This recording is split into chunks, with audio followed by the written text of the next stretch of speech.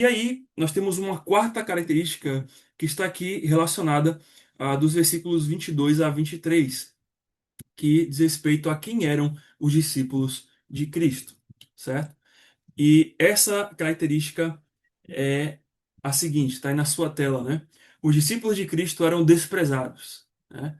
Esta é a característica nossa, né, como discípulos de Cristo. Nós fomos chamados para sermos desprezados, né? E por isso que o nome é treinamento radical, né? Porque tudo que você vai ouvir aqui são ensinos que parecem ser contraditórios e difíceis de, dentro da nossa compreensão humana, entender e dizer, olha, como assim, né? Mas sim, Deus chama pessoas para o desprezo, para serem desprezadas. E aí nós vamos entender isso muito bem. E é dito ali nos versículos 22 e 23: Bem-aventurados sois quando os homens vos odiarem e quando vos expulsarem da sua companhia, vos injuriarem e rejeitarem o vosso nome como indigno, por causa do Filho do Homem. Regozijai-vos naquele dia e exultai, porque grande é o vosso galardão no céu, pois desta forma precederam seus pais com os profetas. E aí nós vamos estudar essa porção da palavra de Deus hoje, quando aqui o Senhor Jesus diz que os seus discípulos eram aqueles que seriam desprezados, certo? Muito bem. Não somente pobreza, não somente carência, os discípulos do Senhor Jesus Cristo também seriam malquistos por causa dele. A associação fiel deles com Jesus causaria ódio, exclusão, censura e calúnia. Os seus discípulos seriam desprezados neste mundo por causa do nome do Filho de Deus. É dito ali no finalzinho do verso 22, por causa do Filho de Deus. Este é o motivo pelo qual os homens iriam nos odiar.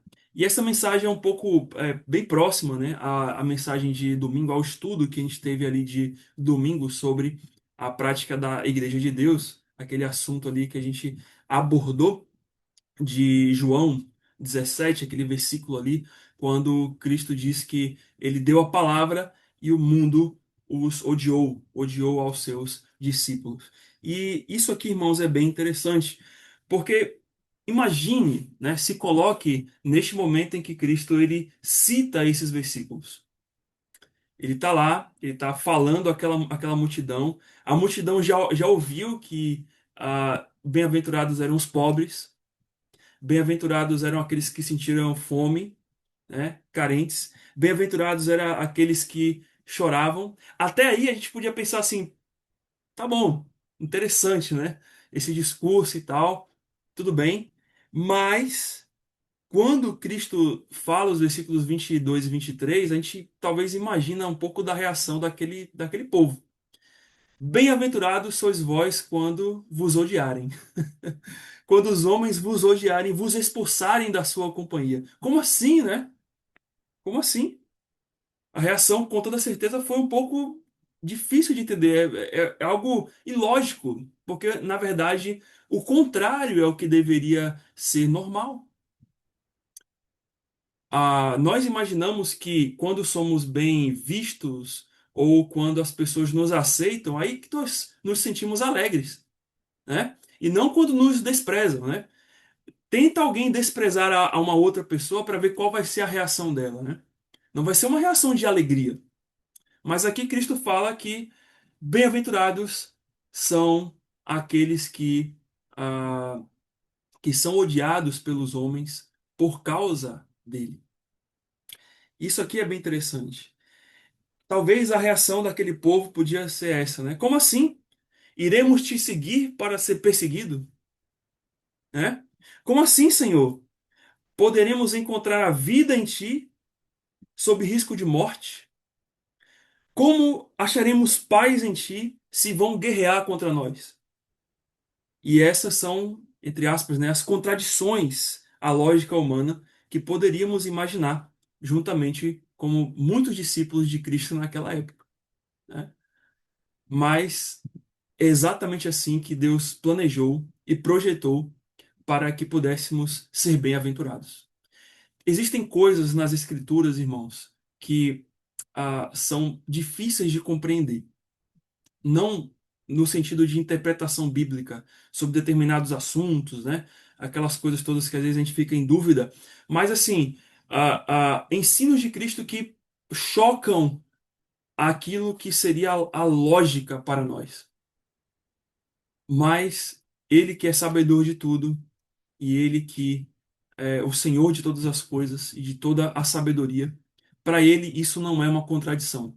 Pelo contrário, para ele, isso aqui é a verdadeira lógica e a verdade que devemos seguir. E eu gostaria de, pelo menos dentro, dessa aparente contradição que nós enxergamos aqui, sobre essa bem-aventurança, a gente pudesse entender com mais clareza o porquê que bem-aventurados são os discípulos de Cristo que são odiados, nós, né, que estamos nessa categoria de discípulos de Cristo, dos quais somos chamados ao desprezo, a sermos desprezados. Eu gostaria exatamente de trazer essa ideia, esse ensino hoje aqui. Então, o ensinamento radical de Cristo aqui é o seguinte: que o desprezo posto aos discípulos do Senhor Jesus deveria ser compreendido à luz da esperança que os aguarda.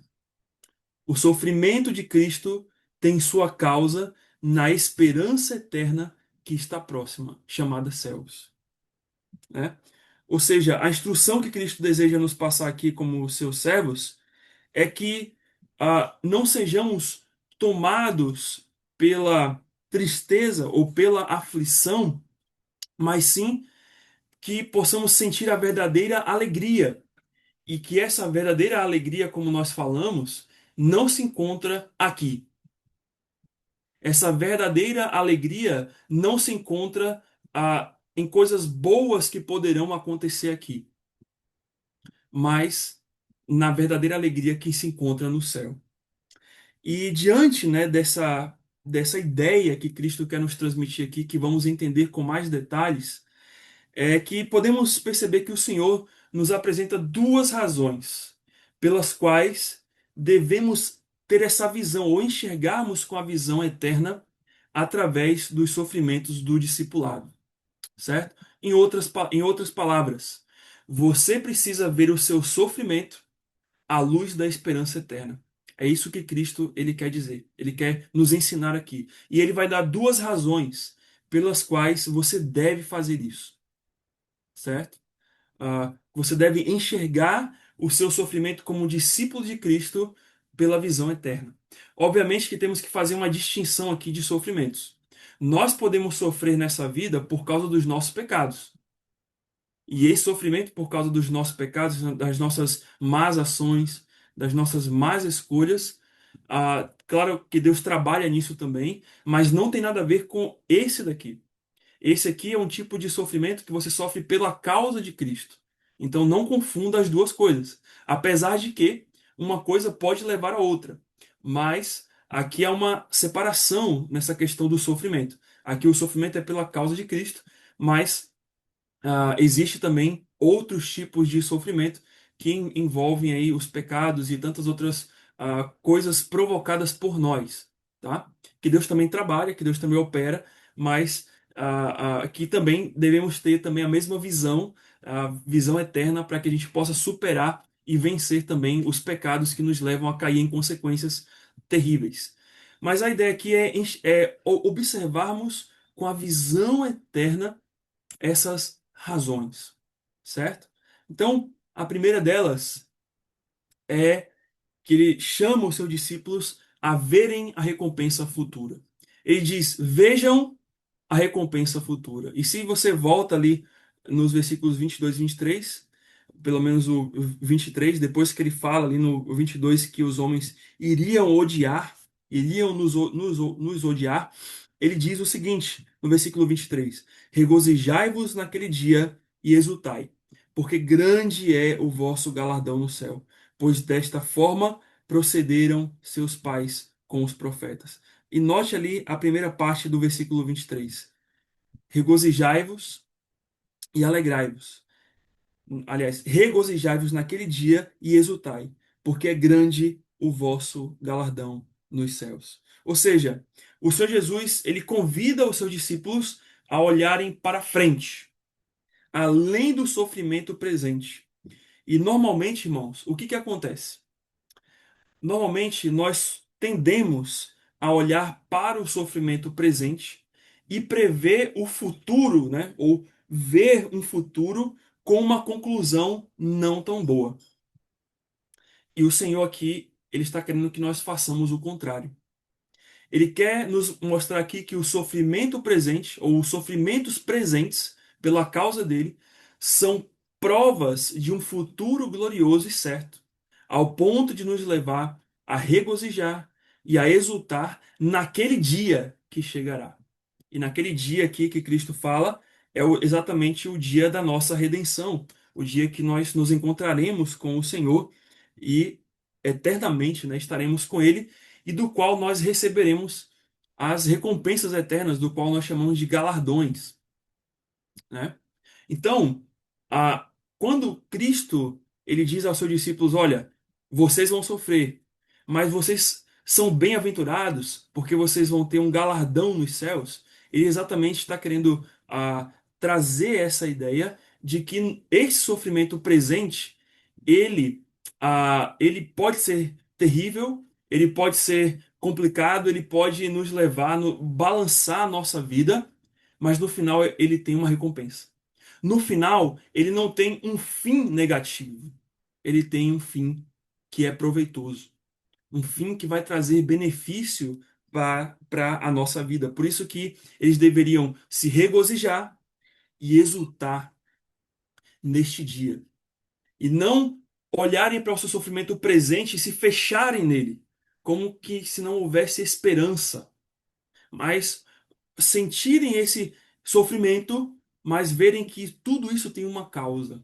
E essa causa vai me levar para um lugar melhor. Vai me levar para um local que não tem sofrimento, que não tem mais dor. E é isso que nós precisamos ter em mente aqui. É isso que o Senhor quer nos levar a entender, né? Irmãos, o ensino de Cristo aqui em Lucas 6:23, ele vai estar ligado ao ensino de Mateus 16:25, que é um versículo que a gente já conhece, que diz assim: portanto, quem quiser salvar a sua vida, perdê-la. E quem quiser, quem perder a sua vida por minha causa, achá-la. Esse é outro versículo também que é uma contradição. Como assim, né? Se eu quero salvar a minha vida, eu tenho que realmente achar ela, né? Eu tenho que protegê-la, eu tenho que guardá-la. Mas na lógica eterna é diferente. A lógica eterna diz que se eu quero salvar a minha vida, eu tenho que perder ela. Mas aquele que perde a sua vida, aí sim ele encontra. Então, o que isso daqui exatamente nos ensina? De que, como discípulos de Cristo, não devemos ter esta vida terrena como a causa final da nossa existência, mas sim a vida eterna. E é exatamente isso, esse ensinamento aqui, que muda toda a história de como nós enxergamos os nossos sofrimentos. Quer sejam sofrimentos, obviamente, pela causa de Cristo, ou até mesmo sofrimentos provocados por nossos pecados, né, e por outras situações. É como você enxerga isso. Você pode enxergar o seu sofrimento com a visão de querer achar a sua vida, preservar a sua vida, livrar sua vida desse sofrimento para não sentir, que geralmente é o que nós queremos. A gente não quer sentir dor. A gente não quer passar por nenhum problema. E é exatamente isso que Mateus 16:25 diz. Então vocês estão exatamente achando, guardando, preservando essa vida. Vocês estão vivendo o terreno achando que é o eterno. E por isso, por essa visão errada, é que vocês estão sempre se batendo. Porque você não está entendendo que a causa final da sua vida não é aqui. Não é ter tudo bonitinho, tudo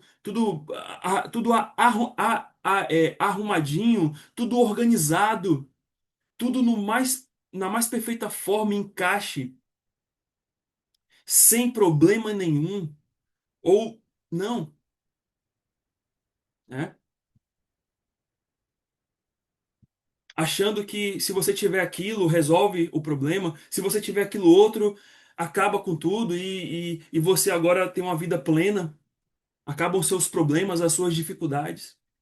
Se nós miramos nesta vida, a vida que virá, exatamente nós estamos fazendo o contrário daquilo que Cristo diz. E quando os sofrimentos nos sobrevêm, nós não sabemos respondê-los da forma correta, como nós deveríamos.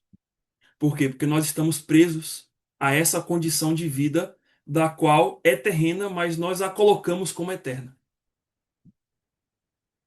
Porque sem dor, sem sofrimento e sem qualquer outras coisas terríveis que essa vida de pecado traz, só a glória que isso tudo cessa. Só na glória que isso tudo cessa.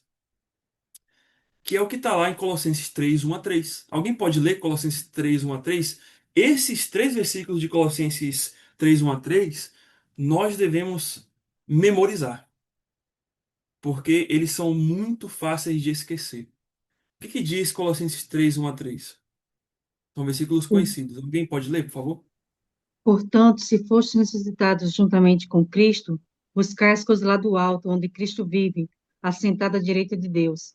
Pensai nas coisas lá do alto, não nas que são aqui na terra, porque morrestes, e a vossa vida está oculta juntamente com Cristo em Deus.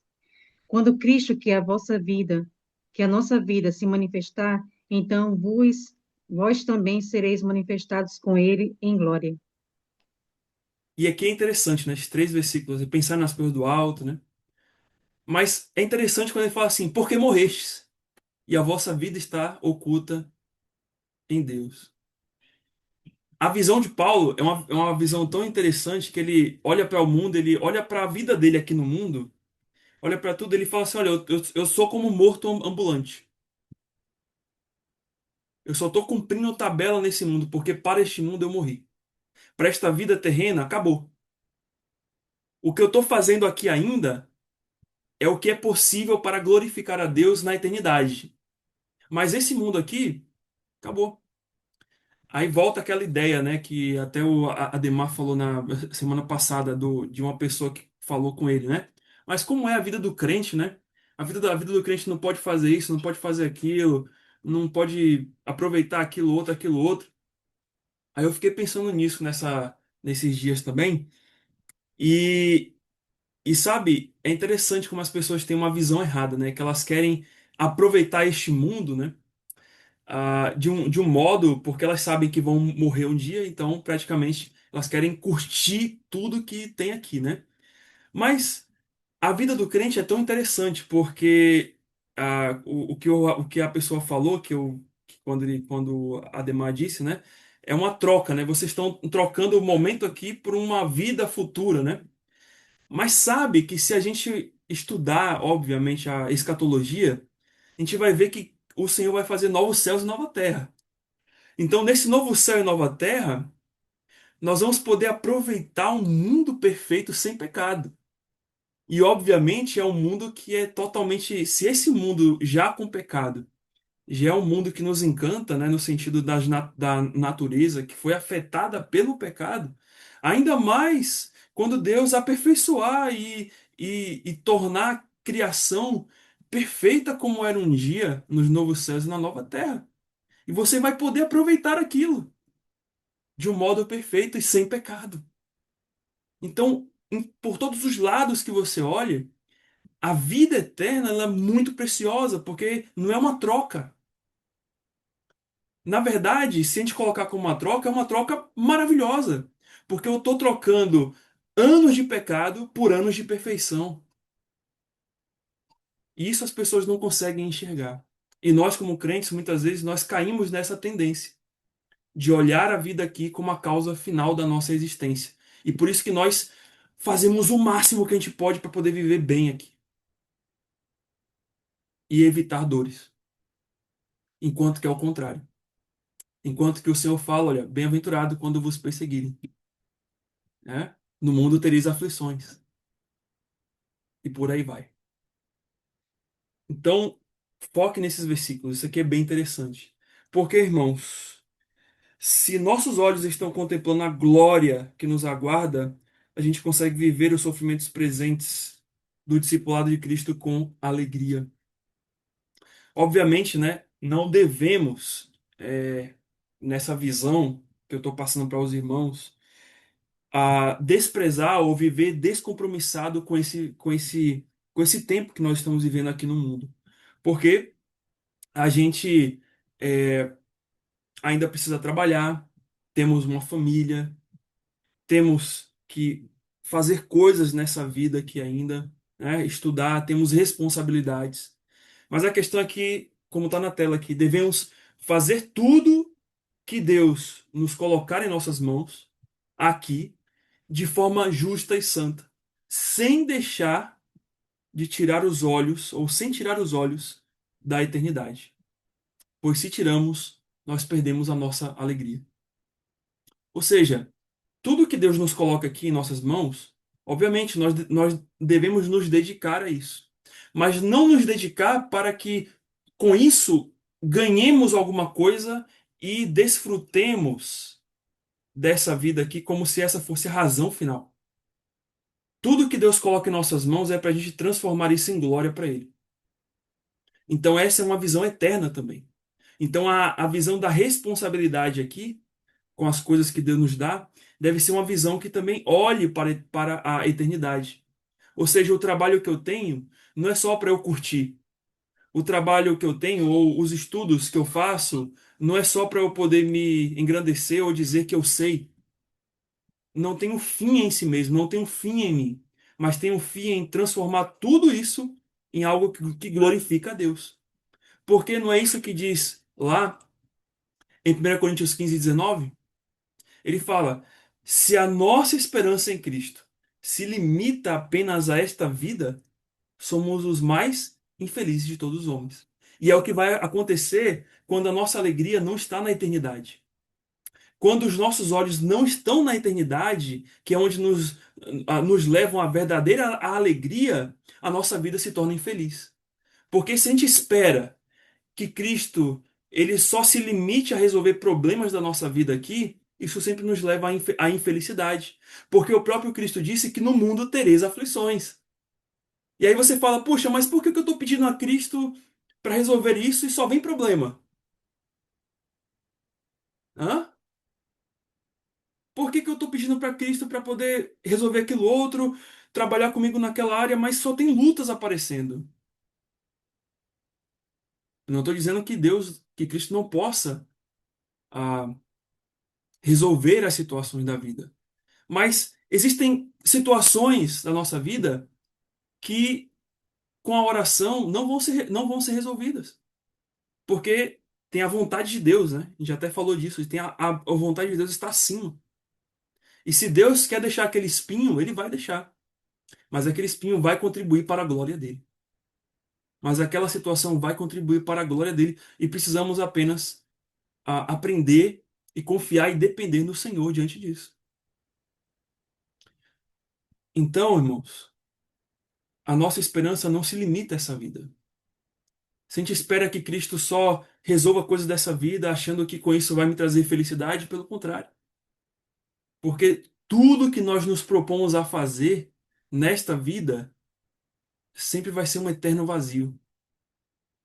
Porque apenas o Senhor preenche o nosso coração. Por isso que os nossos olhos precisam estar na eternidade. Porque somente na eternidade o nosso coração é preenchido em Deus. Que é o que fala a C.S. Lewis, né? Uma comparação, até coloquei essa frase hoje lá no grupo da igreja. Ele diz o seguinte: mire no céu e a terra lhe será acrescentada. Mire na terra e não obterá nenhum dos dois. Que é o que geralmente a gente faz, né? Você se dedica tanto às coisas da terra, mas você está vazio com Cristo. E ao mesmo tempo parece que tudo aquilo que você está fazendo, é como um saquetel, né? Como um saco furado.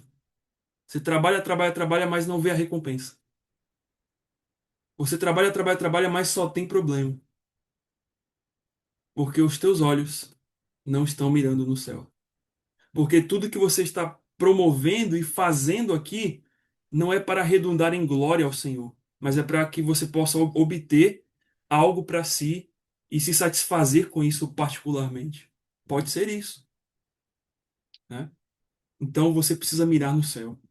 Cada vez mais, quando a gente mira no céu, quando a gente pensa nas coisas do alto, quando a gente age como Paulo, né? Porque morrestes e a vossa vida está oculta em Deus, aí nós conseguimos viver bem. Nós conseguimos viver livres e alegres. Não estou dizendo que, obviamente, você não precisa trabalhar, você não precisa juntar recursos, dar uma melhoria de vida para sua família, mas, novamente, desde que isso engrandeça e exalte o nome de Deus, desde que tudo o que Deus colocar nas suas mãos seja usado para a glória dele. Toda a sabedoria que ele te dá, tudo seja usado para a glória dele, certo? Como causa final. Porque Romanos 8,18, né? Nós lemos lá, essa é a visão de Paulo. Paulo enxerga a vida desse jeito. Ele olha para todo o seu sofrimento, ele olha para toda a sua batalha como um apóstolo, pregando a palavra do Senhor, como um líder da igreja de Cristo. Ele olha para os seus sofrimentos, para o tanto que ele foi apedrejado, para tantas para as aflições que ele já sofreu em nome do Senhor. E ele diz o seguinte: para mim, tenho por certo que os sofrimentos do tempo presente não podem ser comparados com a glória que há de ser revelada em nós. Para alguém dizer isso, é porque essa pessoa, ela não está nem aí para os sofrimentos. Talvez os sofrimentos podem até doer a carne de Paulo. Talvez os sofrimentos que Paulo passa, físicos ou emocionais, são coisas que até doem nele.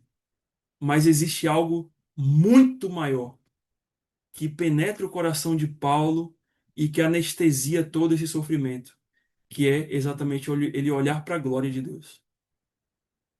Irmãos, quando nós fazemos isso, os sofrimentos que nos cercam, que rondam o nosso coração, eles são reduzidos. Não vou dizer que nós perdemos os sofrimentos ou que eles somem.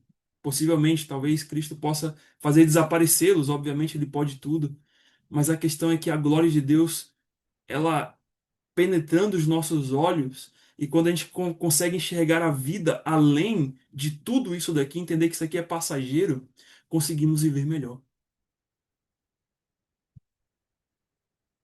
E é essa compreensão que a gente tem que ter. O que Cristo chama os seus discípulos é: vejam a recompensa futura.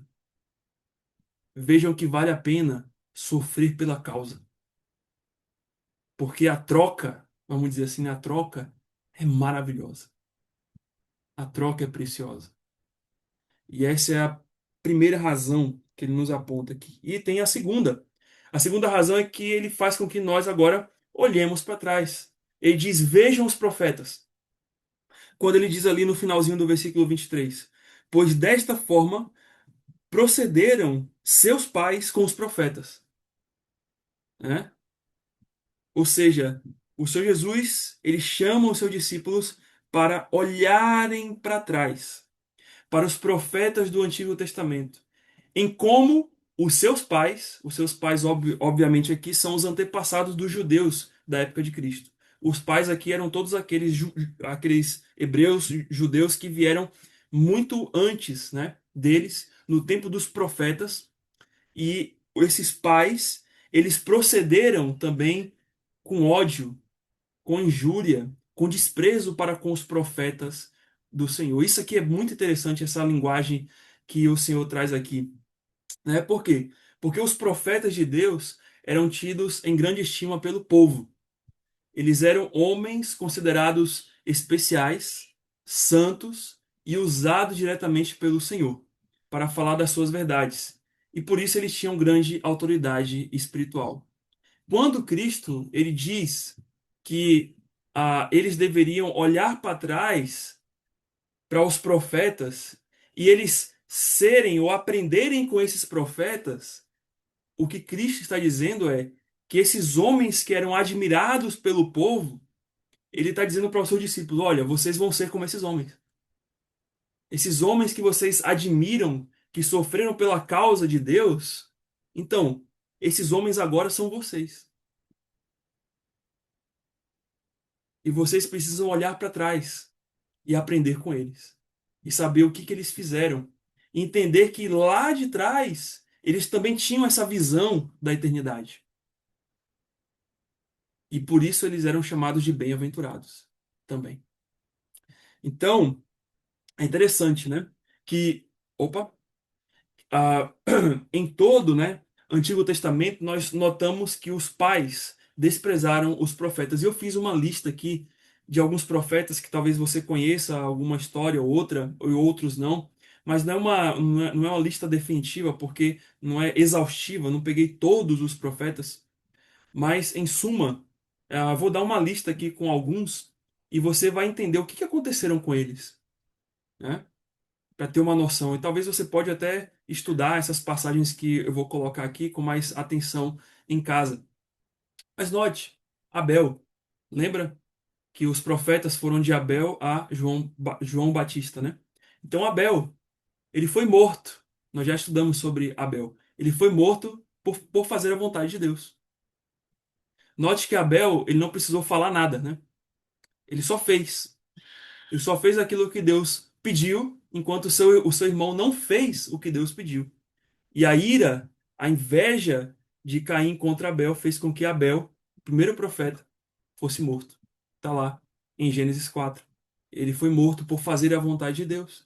Mas tem Moisés. Moisés constantemente era questionado na autoridade que Deus tinha lhe dado. E você vai ver, isso aqui é só um episódio de Êxodo 16, 17, o episódio do maná. Mas se você perceber bem, em toda a vida de Moisés, sempre questionaram a liderança dele. Sempre queriam usurpar a liderança de Moisés. E Moisés sofreu quando o povo murmurava, quando o povo era ingrato, né? E Moisés sempre estava ali para interceder pelo povo, sofrendo a todo instante, caminhando com aquele povo no deserto. Ao ponto de que o seu sogro olhou para ele e falou assim: Olha, Moisés, se tu continuar assim, tu vai morrer. Você precisa coordenar a coisa melhor, colocar mais alguns homens à frente para poder liderar o povo, porque tá difícil.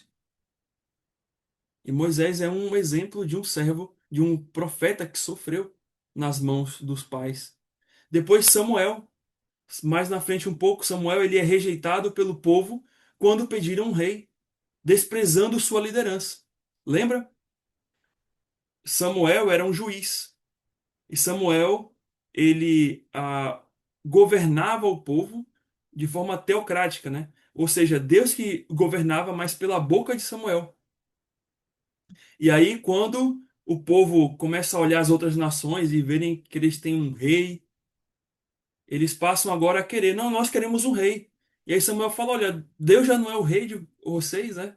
Não, mas a gente quer um rei humano. E aí eles passam a rejeitar a palavra que vinha de Samuel para eles poderem agora serem governados por um rei. E desprezam a sua liderança. 1 Samuel 8, 4 a 7. Na sequência nós temos Elias, né? Talvez um dos profetas que mais sofreu, mas também recebeu algo glorioso, né? Ele foi perseguido pelo rei Acabe e Jezabel, a sua mulher, a um ponto de uma perseguição ferrenha de até mesmo tentar matar a Elias. Ele enfrentou os profetas de Baal. Tantas situações que talvez na sua mente fale assim, não, eu não teria cabeça, eu não teria personalidade, né, sei lá o quê, para lidar com o que Elias passou. A um ponto de se ver dentro de uma caverna e ser alimentado por um corvo. E tantas coisas que esses homens sofreram. E tá lá a história, né? Em Reis, o primeiro livro de Reis 19. E depois Eliseu, ele foi ridicularizado pelos jovens por causa da sua calvície. Ao invés de olharem para o profeta, né? E já vendo a vida de Elias e Eliseu como o sucessor, de obedecerem à liderança, né? Aqueles jovens zombaram de Eliseu como se Eliseu não fosse nada. Mas ele foi levantado por Deus. Era a autoridade de Deus ali. Mas aqueles jovens zombaram, né? E aí a história conta em 2 Reis 2, 23 a 24, que uma ursa vem, né? E come aqueles jovens ali. 42. 42 jovens. E aí, na sequência, nós temos Isaías, que pela tradição judaica foi cerrado ao meio. Né? Claro que não, a gente não tem um texto bíblico, obviamente, que fala sobre isso, mas a tradição entende que ele foi cerrado ao meio, e obviamente até é dito isso em Hebreus também, né? No texto dos heróis da fé, partidos ao meio. Jeremias, ele foi preso, espancado e lançado numa cisterna, por ele estar falando aquilo que Deus disse para ele poder falar. Está lá em Jeremias capítulo 20. Na sequência, nós temos Urias, filho de Semaías, que era um profeta, que ele se exilou no Egito, mas depois ele foi deposto de lá, ele saiu de lá, foi trazido de volta e foi executado pelo rei Jeoaquim por estar falando aquilo que Deus lhe pediu para poder falar. E na sequência nós temos Amós, profeta, que foi expulso do santuário, e está lá em Amós 7, 10 a 13. Expulsaram ele do santuário enquanto ele falava a palavra de Deus. E na sequência nós temos Zacarias, filho de Joiada, que foi apedrejado no templo por ordem do rei Joás e morto. Está lá em 2 Crônicas 24, 20 a 22. E na sequência nós temos Ezequiel, que sofreu rejeição do povo, que lhe ouvia, mas ignorava. Ao ponto que o povo, até mesmo em Ezequiel 33, 30 a 33, ficava fofocando ou ridicularizando ele nas suas rodinhas por conta da mensagem que ele carregava. E depois nós temos Oséias, que Deus usou a própria vida de Oséias, né, como um sinal profético, trazendo humilhação pública e sofrimento pessoal. Oséias é enviado por Deus, e aqui é até uma história bem diferente, né, de um profeta, né, que ele é mandado por Deus para se casar com uma prostituta, para mostrar a realidade do povo de Israel. E depois essa mulher, Gomer, a mulher que ele se casa, adultera, trai a Oséias. Mas isso tudo era uma ilustração daquilo que o povo estava fazendo para com Deus. E a vida do profeta era uma vida como se fosse uma ilustração para mostrar aquilo que o povo estava fazendo com Deus. E Deus usa a vida de Oséias, né? Usa a vida dele para mostrar como estava o estado do povo. E na sequência nós temos o último dos profetas, João Batista, que foi morto também por pregar a verdade. O primeiro foi morto por fazer a vontade de Deus, e o último foi morto por pregar a verdade de Deus. E obviamente, claro, você pode encontrar tantos outros profetas e tantas outras histórias se a gente for a, a, com mais detalhes ali. E esses homens, eles não tiveram uma vida fácil.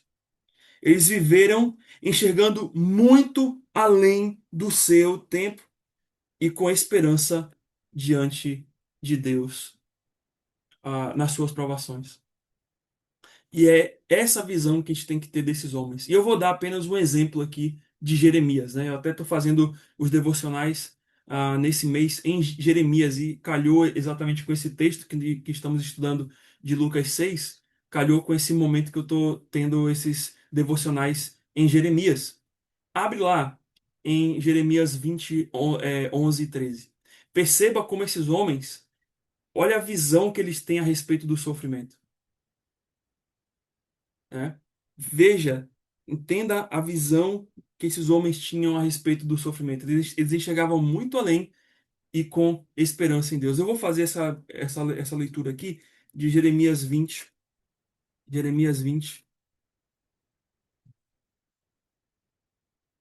versículos 11 e 13. Olha aí, presta atenção. Ele fala assim: Mas o Senhor está comigo, como um poderoso guerreiro. Por isso tropeçarão os meus perseguidores, e não prevalecerão. Serão sobremodo envergonhados. E porque não se houveram sabiamente, sofrerão afronta perpétua, que jamais se esquecerá. Pois tu, ó Senhor, Deus dos exércitos, que provas o justo e esquadrinhas os afetos e o coração, permite, veja eu, a tua vingança contra eles, pois te confiei a minha causa. Cantai ao Senhor, louvor e louvai ao Senhor, pois livrou a alma do necessitado das mãos dos malfeitores. Aí você fala assim: uau, né? Jeremias quer dar uma de Davi, né? Fazendo um salmo aqui, né? Que coisa linda, pastor, que coisa bela. Obviamente, quando Jeremias compôs esse salmo maravilhoso de louvor a Deus, ele estava numa situação maravilhosa. Ele estava talvez olhando de longe os problemas e pedindo a vingança do Senhor. Mas ele estava passando por uma situação, vamos dizer assim, é, relativamente não tão problemática. Aí agora vai lá em Jeremias 21 e 2. Quando foi que Jeremias falou isso? Em que situação Jeremias falou isso? Aí Jeremias 21 e 2 diz o quê? Pazur, filho do sacerdote Imé, que era presidente da casa do Senhor, ouviu Jeremias profetizando essas coisas, ou seja, falando da verdade de Deus. E no versículo 2 é dito: Então feriu Pazur ao profeta Jeremias e o meteu no tronco que estava na porta superior de Benjamim, na casa do Senhor. No dia seguinte, Pazur tirou a Jeremias do tronco. Ou seja, aquilo que Jeremias fala nos versículos 11 e 13 foi depois dele ser, obviamente aqui olhando, né, chicoteado e preso num tronco. E ele passou um dia inteiro naquele tronco, na porta, em uma das portas, né, da casa do Senhor. E aí você olha para os versículos 11 e 12 e você olha um camarada dizendo: O Senhor está comigo, como um poderoso guerreiro.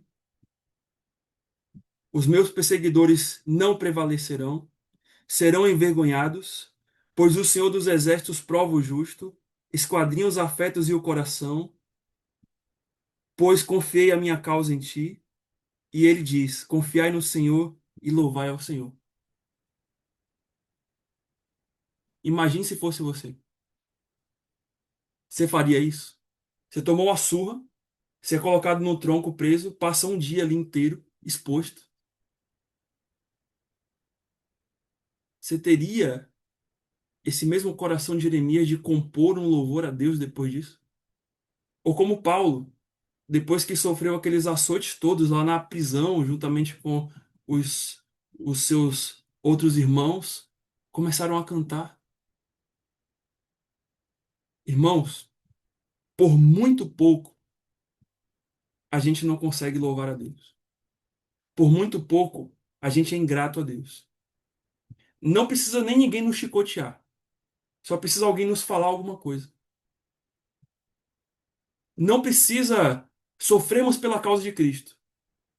É só porque não temos o que queremos que nós começamos a resmungar.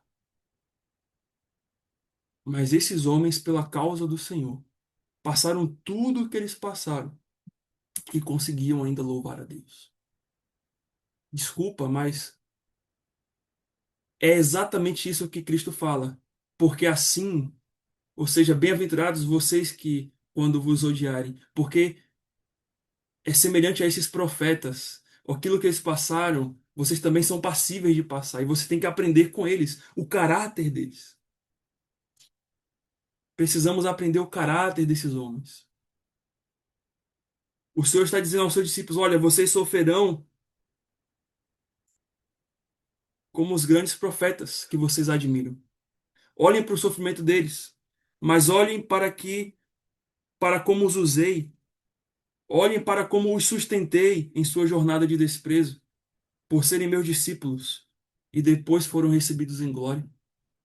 Você olha para os sofrimentos de Elias, mas quando chega no final do tempo de Elias aqui neste mundo, Deus manda uma carruagem buscar Elias para o céu. Você olha para o sofrimento de Moisés, mas quando chega no final de tudo, ele contempla de longe a terra de Canaã, que ele luta, né, que ele vem ali desde o Egito, 40 anos. Ele, claro, não vai entrar, mas Deus vai dar o privilégio de que ele vai morrer e o próprio Deus vai enterrar ele. Você olha talvez para os sofrimentos dos demais profetas que fecharam seus olhos em situações trágicas, mas que depois, no minuto seguinte ou no instante seguinte, abriram seus olhos para a eternidade. Eles foram fiéis até a morte e receberam a coroa da vida. Da mesma forma, irmãos, a gente precisa seguir esses exemplos. Eu vou dizer uma frase que eu disse para alguém nessa semana, não me lembro quem, mas nós precisamos chorar e sofrer pelos motivos corretos. Nós temos muito choro por motivos que não são justos. Nós temos muito sofrimento por motivos que não são justos. Nós temos que aprender a chorar e a sofrer pelos motivos corretos. E a causa de Cristo, essa sim, este sim é o motivo pelo qual a gente precisa chorar. Acho que eu falei isso na semana passada, né, quando a gente falou do quebrantamento, né? Que muitas vezes a gente chora por coisas tão passageiras, tão efêmeras, mas se nós queremos ser homens e mulheres maduros, nós precisamos enxergar a vida sob a ótica da visão eterna. Aquilo que esses homens se preocupavam é aquilo que tem que ser a nossa preocupação. Não o que eu vou ter aqui, não o que eu vou ganhar aqui, não como vai ser a minha vida, a minha comodidade aqui nesse mundo, se eu vou ter mais ou se eu vou ter menos, se eu vou estar num cargo acima ou num cargo abaixo. A minha visão tem que ser da eternidade, porque é só assim que nós vamos conseguir passar por todo tipo de desprezo aqui, glorificando e entoando louvores ao nosso Deus, como foi com Jeremias, como foi com Paulo, como foi com todos os outros. E para fechar, MacArthur diz que a perseguição em si não é algo a ser buscado. Eu não estou ensinando aqui a você, pastor, vamos sofrer então, vamos todo mundo sofrer, pastor, a partir de agora. Não é isso. Mas a questão é que quando o cristão é injuriado falsamente por causa de Cristo, essa perseguição carrega consigo a bênção de Deus. Ou seja, nós precisamos estar preparados para a perseguição. Não queremos a perseguição, obviamente, mas precisamos estar preparados. Mas se isso acontecer, a gente precisa ter essa visão que todo o nosso sofrimento vai ser convertido em glória ao nosso Senhor. E fechando tudo aí, eu vou fechar com esse versículo com esses versículos de Filipenses. O desprezo e a perseguição por causa de Cristo não devem ser vividos solitariamente. Ao contrário, a palavra de Deus nos chama a nos unirmos também para sofrer juntos e combater juntos os sofrimentos pela causa do Senhor. Que é o que está lá em Filipenses 1, 27 a 30. Abre lá. Alguém pode ler Filipenses 1, 27 a 30? Para a gente poder fechar o nosso tempo hoje. O que que diz esses versículos?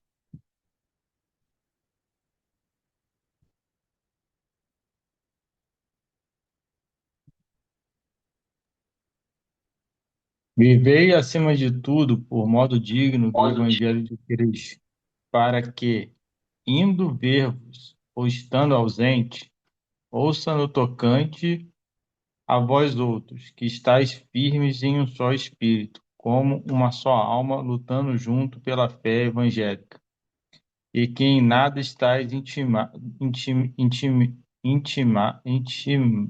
Intimidade. pelos adversários. Pois o que era para eles provas evidentes de perdição é para vós outros de salvação, e isto da parte de Deus. É até o 30, né? Porque vos foi concedida a graça de padecerdes por Cristo, e não somente crerdes nele, pois tende o mesmo combate que vistes em mim, e ainda agora ouvis que é o meu. Bem, esse versículo é claro, né? Eu não preciso explicar ele. O versículo 29, né, é o versículo que eu destaco aqui. É dito, olha, você não foi chamado somente para crer em Cristo. E ele coloca aqui, não foi vos concedida a graça de somente crer em Cristo, mas Deus lhe deu a graça para você padecer por Cristo. Ou seja, essa mesma graça que te torna filho de Deus, salvo eternamente, imutável, né? Você não deixa de ser filho de Deus, é a mesma graça que no fim de tudo te mantém firme quando as pressões e as injúrias pelo nome de Cristo você vier a sofrer. Por isso que nós nos juntamos, por isso que nós nos unimos numa fé evangélica, para que a gente possa não sermos intimidados pelos adversários, porque temos essa graça e juntos nós conseguimos vencer os desafios como os nossos irmãos de lá de trás venceram seus desafios em prol da causa do Senhor. Então, de tudo que eu falei hoje, o que eu quero que vocês fixem é: comecem a enxergar a vida com os olhos da eternidade. Comecem a enxergar a sua vida não como somente um meio em que Deus vai te dar coisas. Eu vou ficar perto de Deus para quê? Ah, para Deus me abençoar no trabalho, para Deus cuidar da minha família. Isso é muito pouco, é muito baixo. Esses profetas, eles não tinham nada disso. Eles não tinham uma vida boa, eles não eram ricos, eles não eram homens que tinham destaque, mas que diante de Deus eram grandes, porque tinham uma visão eterna a respeito das coisas. Então é para isso que Deus nos chama como discípulos dele, nesse treinamento radical. Amém? Deus nos abençoe, irmãos.